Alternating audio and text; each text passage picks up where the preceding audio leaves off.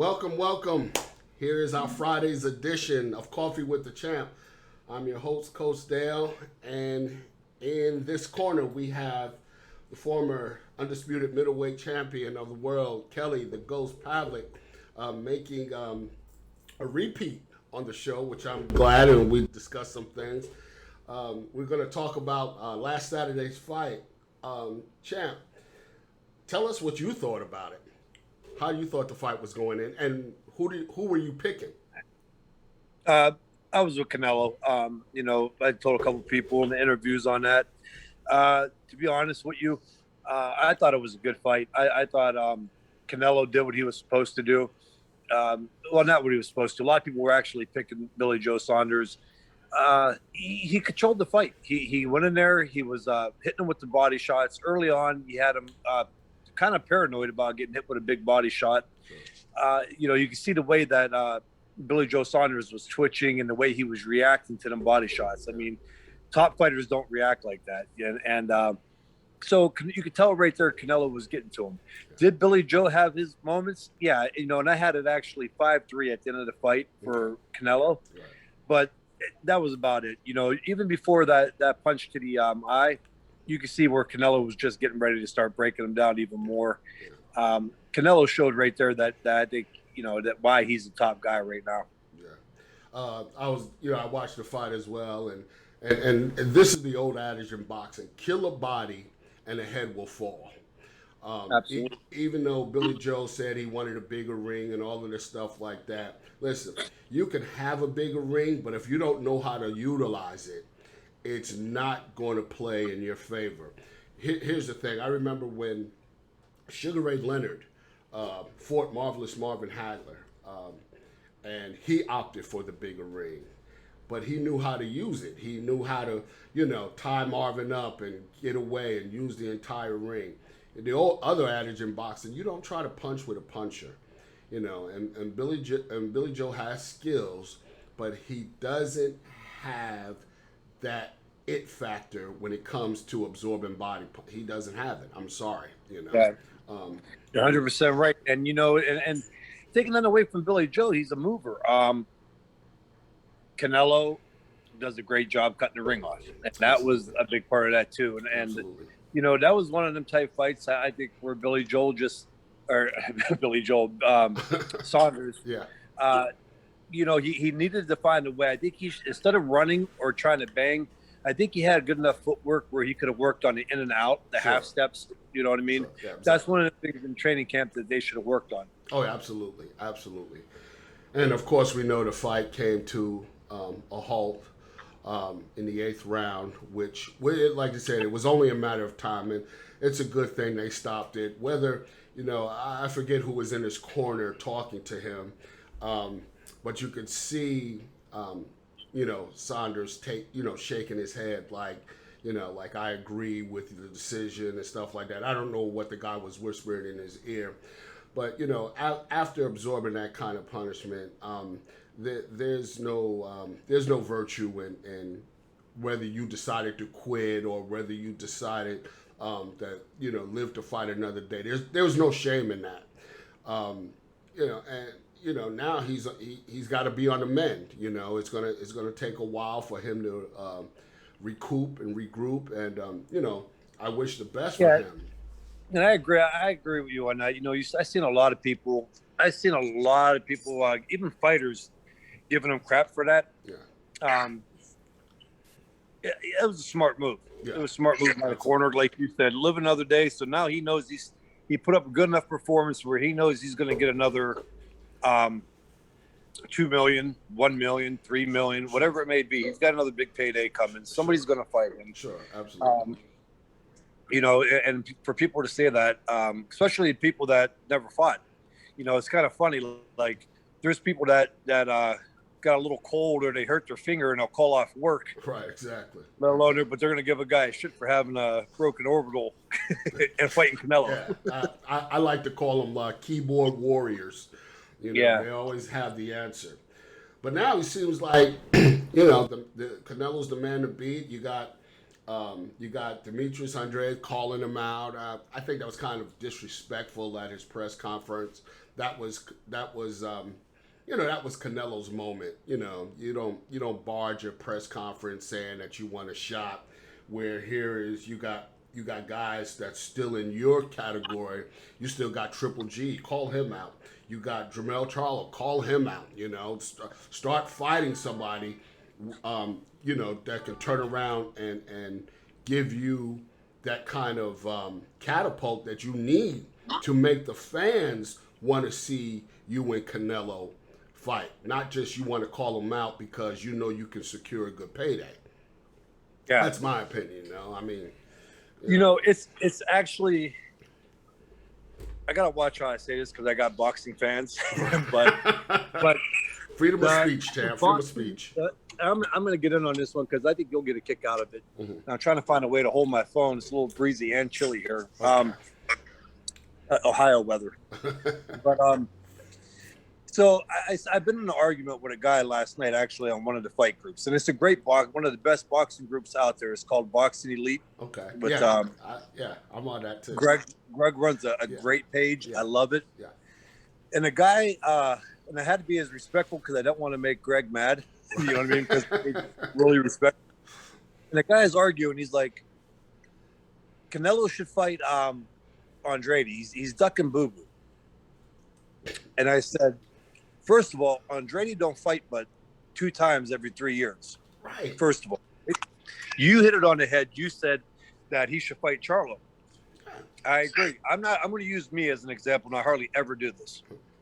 I fought Edison Miranda. That nobody wanted to fight. Exactly. The most fair guy to make sure I earned my right at Jermaine Taylor. Right. Exactly. So I think that Andrade needs to fight Charlo. So not only that, this is how crazy boxing fans are. Andrade is, I'm sorry, I take that back. Yeah. So Canelo jumped up. He's fought now at light heavyweight. He won a title, and he's been campaigning at 168. Right, super middle. Right. He's getting ready to unit now. Caleb Plant. Do I really want to see the Caleb Plant fight? Do I think it's going to happen? Yeah. Here's my take. Why would Canelo fight Billy Joe Saunders, who's a southpaw, similar style to Caleb Plant? Mm-hmm. I think it was a prelude. Right. To the fight with Caleb Plant to unify the 168 division, absolutely. Right? Absolutely. Why would he go down and fight a guy like Andrade? Why would he go down and fight a guy like that right now who's not even fighting nobody? I hate to use this expression, but it's true. If it doesn't make dollars, it doesn't make sense. Yeah. Canelo's legacy is already pretty much solidified. I mean, it's not gonna do anything. Why would to the boxing people? Right, to the boxing people. Boo Boo has 30-0, but if you look at his list, you're like, okay. His last fight, I think Andrade is a great fighter. I'm sorry to interrupt. Right. I think he's a great fighter, but but his last fight was subpar. Right. So what is and Canelo? Everybody goes, well, he didn't. Listen, whether you thought the fights with Triple G were controversial or not, right. I had the first fight with Triple G. I gave Canelo the first 3 rounds, and I thought Triple G beat him every round after that. Right. The second fight, I thought Canelo controlled the entire fight with that body work. He had Triple G scared. Triple G picked it up and made it a close fight, but he ran out of rounds. Right. Exactly. Canelo won that. Right. But no matter what, he beat Triple G. And he beat Danny Jacobs. Those were the top guys, right? Yeah, exactly. So why would he go back down to fight a guy who fights 2 times a year and hasn't earned his shot yet? Exactly. And the burden of proof lies on Andreas. He needs to turn around, like I said before. He's got Charlo there. He's got Triple G. Call them out. Whatever it takes. If you want to earn a shot, call them out. And get the crowd or get the fans buzzing to say, maybe he does have something. Maybe he can, do something with Canelo. Until then, listen, he's just spinning his wheels. That's all he's doing. Exactly. That's all. I agree. Doing. So a couple more questions, Champ. I know you have to go in your golf tournament. I hope you do well in that. What do you think of De La Hoya coming back. Ah, well, if Mike Tyson and Roy Jones are doing it, Mm-hmm. well, why not? I guess. I don't know. It depends on who he fights. If Okay. he's looking at an exhibition, Mm-hmm. okay, I'm cool with it. Right. I wouldn't. I mean, if he came back and fought one of the Paul brothers, that's not a problem. Right. But talking about him realistically coming back and fighting a champion or a number one prospect, Yeah. I don't want to see it. Yeah. I think De La Hoya had an amazing career, and you Right. got people that talk shit on that, Right. and I don't understand it. But the guy fought everybody, Right. and like enjoy your legacy, man. You got all the money. Exactly. See, different people. I like even that one fight. So people don't realize they always like come back and fight Paul. Listen, you got to go through a training camp. Like I survived, man. I was able to carry my wits and get out and have my brains intact. Yeah. And everybody thinks that it's the fight. It's not, man. It's the sparring, getting prepared for it, Right. and then going out there and not embarrassing yourself after being a world champion for all those years. Right. So there's a lot. Sure. Are you going down to see the Mayweather and the Logan fight, or he'll just be he'll just wait for it? I already went to the last Paul fight and against Askren, and it was cool. I got to meet them guys. Mm-hmm. I got nothing against them. I have nothing what they're doing. Hey, if they're able to do it, Yeah. like Bernard Hopkins says, know your worth, right? There you go. So if Jake Paul and Logan Paul know that they could go in there and they have 5 million followers on social media, Mm-hmm. they're the ones putting their asses in the seats. Sure. Now this one with Mayweather is going to be a little different because Mayweather puts the asses in the seats too. So, right, so it's good for boxing. But I don't know. I may go to it. I got a lot going on with my schedule. Okay. A lot of big things going. So if I could get to it, I wouldn't mind though. Cool. Nice. Wow. So, hey. So here's the rumor mill. I talked to somebody in the camp today. I don't know if you heard. They said the Fury and Joshua fight is a done deal. I'm not going to go into detail, but everything you read on Facebook isn't true. Done deals are when contracts are signed and payment is out and people are just chomping at the bit. Although I want to see, it's time for the heavyweights to resurrect again, so we can start seeing, what people like to see, and that's heavyweights defending their titles and just taking care of business basically. So yeah. Who, I'm looking forward to that fight. I think it's big. I think it's the heavyweights. I mean, Fury fought Wilder twice. I guess Joshua Ruiz, even though Ruiz wasn't really known before the Joshua fight, Right. but Ruiz Areola was a great fight. They put on a hell of a performance. It kind of saved where it's going. Right. So I'm interested in this fight. I think it's going to be a good one. Yeah. Do you think Ruiz is back in the title picture now? He came in. He looked great, and he's dropped his weight. What do you think he has to do? We already know he's got a great chin. I'm not going to be mean. I love Chris Areola. Uh-huh. I love Areola. He's one of the nicest guys, the funniest guys you'll ever meet. Mm-hmm. But if you're going to compete for a world championship in the heavyweight division right now, right, you're not going in there with that type of fight with Areola. Right. Who has not been too active. Right. You know what I mean? So that's do I think he could? I mean, he always has that chance. That's the one thing about the heavyweight division. You never know what could happen. Right. Right. But I don't think against Fury or even Joshua again. Mm-hmm. I tell you what, I like to see him against Dylan White. Yeah, that will definitely put a crossroads in somebody's career. But I think even like a Dylan White will get him. Yeah. I don't think even to be honest with you, I don't know where the mind state is of Deontay Wilder, but I don't think Ruiz even wants that smoke. And again, I like Ruiz too. He seems like a super nice guy. I'm not being mean, but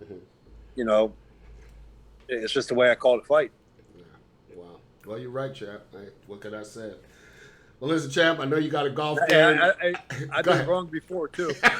Welcome to my world. Yeah. So, um, I know you got a golf game. Hope you shoot well. Thank you once again for being on Coffee with the Champ. As you know, you are always welcome. Don't be a stranger. Love having you on the show. Um, I appreciate it, man. and It's always fun. you know what I talked about going back here on my wall. So I look forward to it happening very soon. So once again, the best to you. Stay in touch, and Definitely, my man. we got to do this again. Always a pleasure having you. Much love and much respect to you. Thank you, champ. Thank you. I appreciate it, man. All Have a right. good day. You too. Take care. All right. Bye-bye. Bye. Points of view on last Saturday's fight, and in addition, where he believes the future of boxing is going with certain fights, and there you have it. Fight fans, I want to thank you all for tuning in to the show. I hope that we'll only get better in time, and we can go from there. I want to thank you, and look forward to next Friday. Going to have a good guest you don't want to miss next Friday at 11 a.m. with Coffee with the Champ. Till then, take care. Pour yourself a hot cup of coffee and join me next Friday at 11.